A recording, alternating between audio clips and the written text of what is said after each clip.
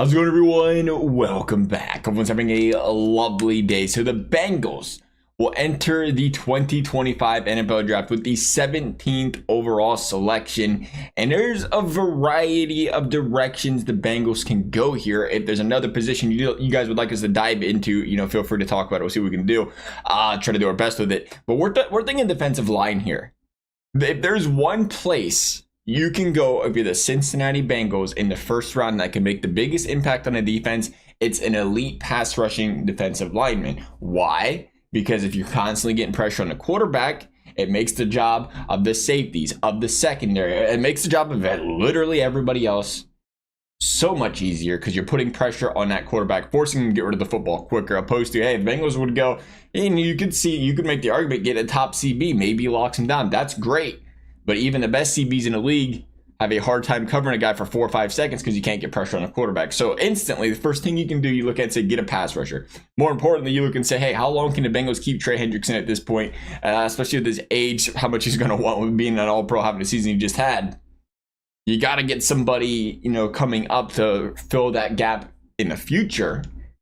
And more so, if you could play them with Trey Hendrickson now, you all of a sudden go from a team that could not get pressure on a quarterback to all of a sudden being one of the most lethal defensive fronts in the league when it comes to putting pressure on a quarterback. So for me, I think that's the slam dunk number one here. I think you can go wide receiver in the third round and get a Jalen McMillan, a Tyler Boyd, a Marvin Jones. There's plenty of guys out there that can complement Jamar Chase. Joe Burrow doesn't need 2 elite guys. Look what he's doing with Gesicki. I think they'll be all right in that direction if you wanted to go late there. I think, the guard position, obviously important. But typically, 17, you don't see a lot of guards, don't see a lot of centers going off the board. Again, this season, not seeing too many projected that we're going to reach. Or you could say, again, get the scouting in, get the developing in. You can get a solid one in round 2. Honestly, if it was me just quickly spitballing, I'm going D-line round 1, offensive guard round 2, and then we're reassessing round 3. Probably, again, it just depends how strongly you feel about the unit. Then you might look at the wide receiver position. Nonetheless, there's a couple guys got in mind here at this part in the draft. Number 1 being James Pearce Jr., the Tennessee edge rusher, the speed rusher. Should be the fastest defensive lineman in the draft. Guy was one of only 15 players to top out at 23 plus miles per hour on the field in 2013 or 2023, according to Pro Football Focus. And boy, is he fast, is he quick, and is he elusive. This season, 8 sacks, 43 QB hurries, 22% pass rush win rate, 10+% run stop win rate as well this season. He was dynamite, to say the very least, on the football field. A guy, again, clearly winning with the speed, winning with the finesse. And if you look at players in the draft, he is definitely the guy. If he can get all the tools, put them together, the man with the highest ceiling. That being said, my biggest concern, my biggest question, again, watching this guy play, he is a speed rusher. He certainly, if you watch the tape, will notice there's a couple things that are going to stand out. He, for the most part, beats guys with the speed rushes, running straight around them, being unabated to, again, using the speed to get to the running back, get to the quarterback. And 3, he kind of does the little shifty left to right, the little agile shuffle across the man's face because he's got that ability. He's just that freaking gifted and talented to shuffle his feet, go from left to right, and beat a left tackle, right tackle in those regards. That is for the most part, that's his game. And you do wonder how much that does transition into the NFL. I reference Chase Young a lot. I think that's an easiest reference because he was a former Buckeye. A lot of us Bengals fans in Ohio watch, whether it be Ohio State, whether it be Cincinnati, got a pretty good frame of mind of Chase Young's game in college, and he was a speed rusher. And the thing was, when you get to the NFL as a speed rusher, a lot of the times that's one of the areas where it's got a high miss rate. Because when you get into the NFL, that little clap your hands, shuffle left to right doesn't quite get you around these defenders as easily. When you get to the NFL, these guys are a little bit more athletic. It's a little bit more difficult to just purely use your speed to run around left and the right tackles.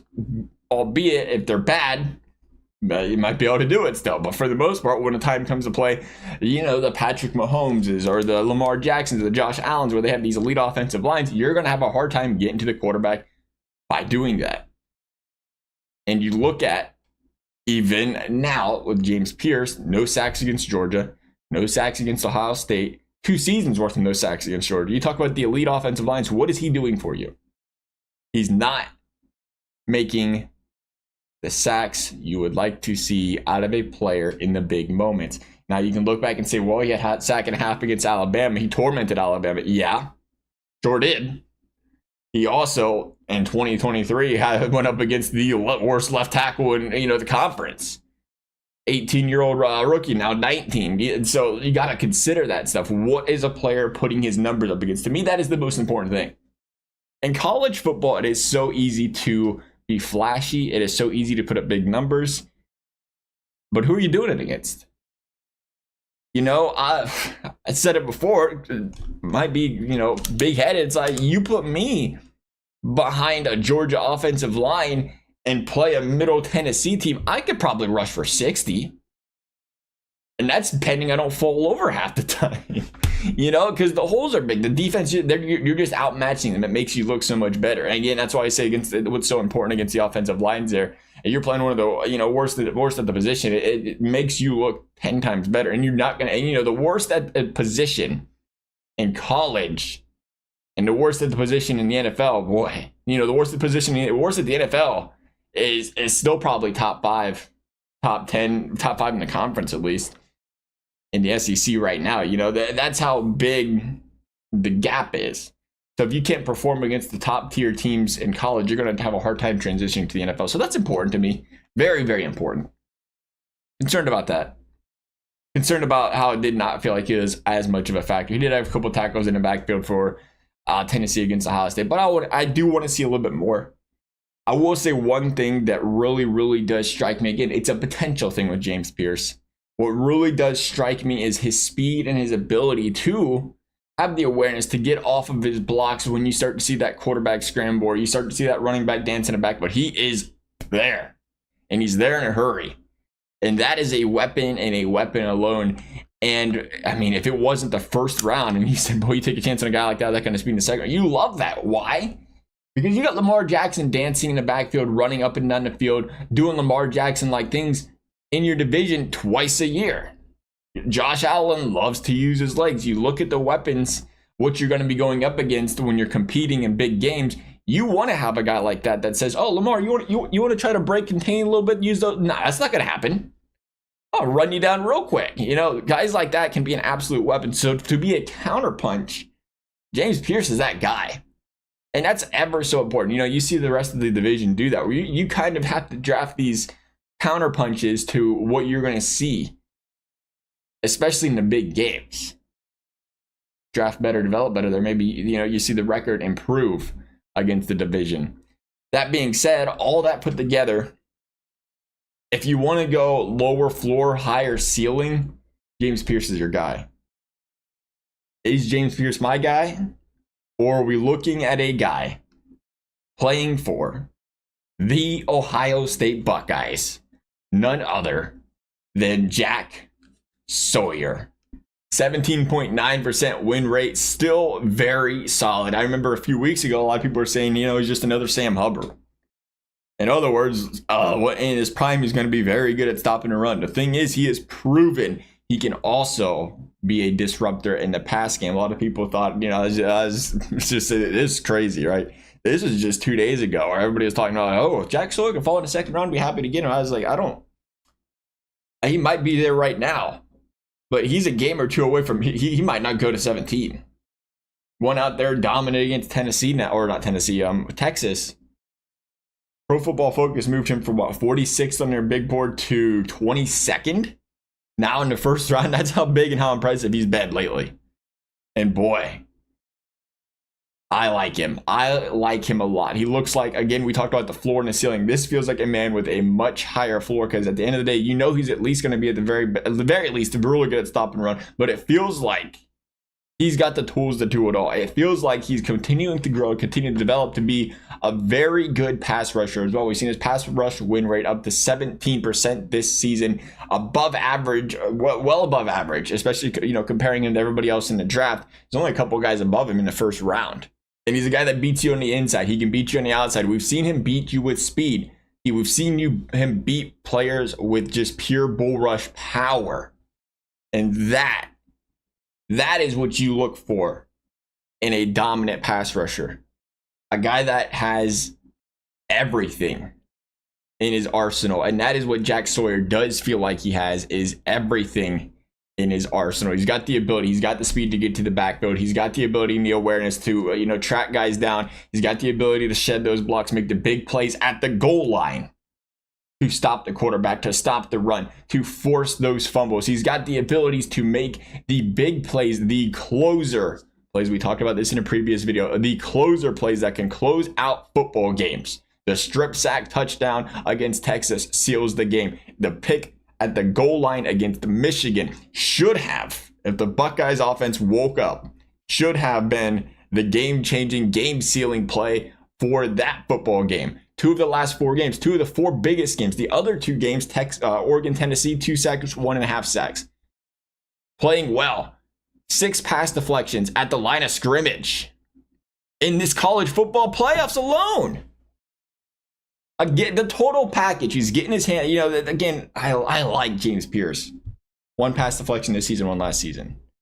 The total package, he's getting his hands up, he's getting around guys, he's powering guys, he's finessing guys, he's stopping the run, he's getting into the backfield. To me, if he is, and this isn't a fluke, he's this postseason run, to me, he is growing, he's improving, and he is opening the eyes of many as to why this guy is going to be a force in the NFL. Because again, we talked about it. When the moment's the brightest, when the games are the biggest, this guy has shined. Might have been a slow start to the season, but again, I don't care what you did against Middle Tennessee. I really don't. What'd you do against the conference? What did you do against the #1 ranked pass blocking unit in the league in Texas? We just seen what he did. He put on a clinic. That is what I want to see out of my draft picks. That is what I want to see out of my players. When you were going up against muscle on muscle, when you were going up, and we talked about the projections. Texas had 2 tackles. Their 2 starting tackles are both projected to go in the top 25 in the NFL draft. 2 first-round draft picks entered that game. One still projected to go up high, Kelvin Banks. The other one, Cameron Williams, dropped about 20 spots after JTT and Jack Sawyer bullied these guys. But again, that's the talent. I scoured it. Even James Pearce, not even talking about playing Texas. He didn't play Texas. LSU's got a guy going in the first round. Didn't play them. He didn't really play anybody where he was tested this year to go out and say, what's the game tape showing? Besides Ohio State. And came up empty on the sack column there. Again, he did get in the backfield a couple of times. But really, no effect to the quarterback, and that's why Ohio State went up and down the field. That concerns me. I hope he works out, and this is what's difficult about scouting guys, looking into guys into the draft. You really have to sit there and figure out what's wrong with them, and you don't want to be negative about it. You don't want to just pick them apart, but you kind of have to, especially in college ball. You might have an off day in the NFL. This might be going wrong here. You know what I mean? You're going up against the top of the best. You might just have a bad game once in a while, but when it comes to college, where the premier talent is so much more thinner. The NFL caliber players are so much thinner. The matchups you have against these NFL caliber guys are so important. The way you play against the good teams is so important. And we don't want to touch on him real quick as well. I did put down Kenneth Grant. We see him going in the first round of drafts this season around the time the Bengals will select. The thing about Kenneth Grant that worries me is 2 things with this Michigan defense. One, Will Johnson looking to be the best CB in the draft. Then you have Mason Graham. Again, looking to be one of the best edge rushers in the draft, or interior lineman, I should say, in the draft, if not the best. So that takes a lot of attention off this guy who was in the single digits in pass rush win rate, single digits in rush stop win rate. Takes a lot of pressure off him. A lot of people focusing on, double teaming the other guy. A lot of people, when you have that kind of cornerback play, you got a lot more time to get to the quarterback. inflate those numbers a little bit. So that kind of stuff does concern me. And for me, I was just kind of saying I'm going to stay back. I'm going to stay back on this one. Looking, somebody that can be a little bit more pure pass rusher. And I know you can kind of say the same with Jack Sawyer, JTT being out there. But again, we see their win rate numbers so much higher. We see them against the good teams so much more effective. You never want to just play the statistics game. But when you see, again, comparing this guy being a top 15 pick to a guy like Jalen Carter, who was, dang near doubling his win rate numbers in college ball on a great offense or defensive line, right? So for me, I want to see that I was just kind of, we're going to take a step back on that one. And for me, it's Jack Sawyer. Still, we got one more game to see this guy play. He could lay an egg. Things could change. So think about the draft. Very volatile. But right now, I'm saying Jack Sawyer is that defensive lineman the Cincinnati Bengals should be going against. As always, I'd love to hear y'all's thoughts. If you enjoyed the video, I'd appreciate you liking, subscribing. You never have to. Thank you for watching. We'll see you next time.